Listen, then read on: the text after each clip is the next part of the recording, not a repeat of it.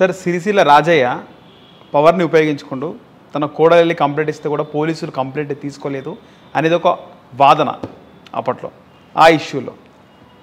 జీర్ణించుకునే వాళ్ళు మాట్లాడే శక్తి లేని వాళ్ళు అట్లా మాట్లాడుతూ ఉంటారు. నిందలేసుడు ఈజీ.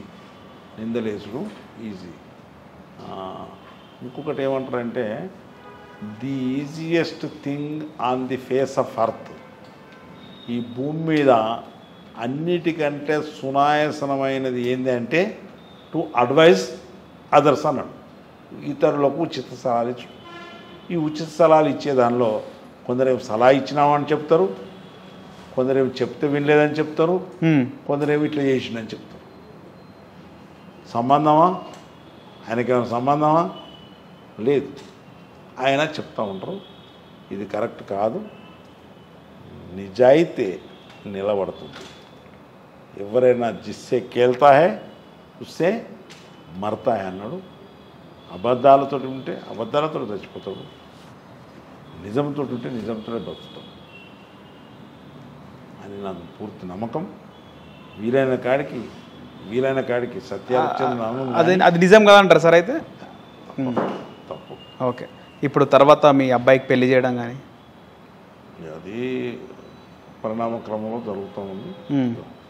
ఓకే, కానీ అది మాత్రం ఎప్పటికీ ఒక మచ్చలాగా ఉండిపోయింది సార్ మీ జీవితంలో? దునియాలో అనేకం జరుగుతున్నాయి ఇట్లాంటివి.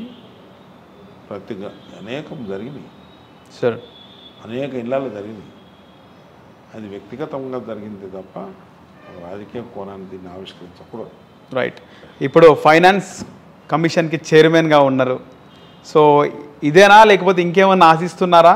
ఇంకేమన్నా గమ్యానికి చేరే అవకాశం ఉందా మీరు? తప్పకుండా. మనిషి ఆశాజీవి,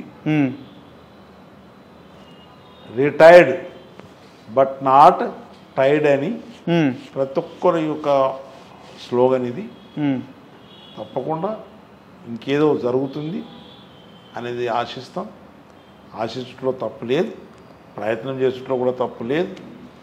నా సేవలు, నా ఉనికి, నా సామర్థ్యం, నా అంకితభావం, నా శక్తి, నా యుక్తి మా ప్రజానీకానికి ఉపయోగపడితే అంతకన్నా ధన్యత లేదు అని భావిస్తాను. 100కి 100 వాళ్ళు న్యాయం చేయకపోయినా 35% అయితే నా దగ్గర పాస్ మార్కుల న్యాయం ఉంటుందని నేను భావిస్తున్నాను. ఓకే, దాని మీ వయసు కూడా ఇంకా ఈ 71 ఇయర్స్ అయినా కూడా చాలా చిలాకీగా, ఉల్లాసంగా, ఉత్సాహంగా ఉన్నారు. ఇంకో 10 ఏళ్ళు కూడా యాక్టివ్గా ఉండొచ్చు మీరు రాజకీయాల్లో. అది దేవుని దయ, మనకున్నటువంటి శరీర యొక్క నిర్మాణం, తల్లిదండ్రుల యొక్క దీవెనలు నా వెంట ఉంటాయి.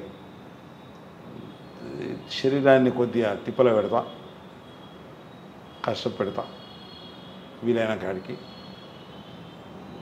24 గంటలు నీ కోసం వాడుకున్నప్పుడు ఓ 2 గంటలు శరీర దారుణ్యానికి వాడమని అందరికి విజ్ఞప్తి చేస్తా.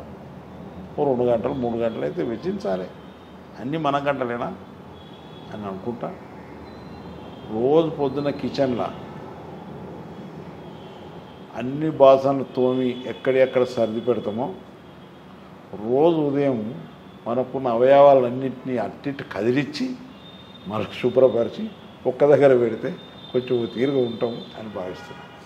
రైట్ సార్, ధన్యవాదాలు సార్. Thank you.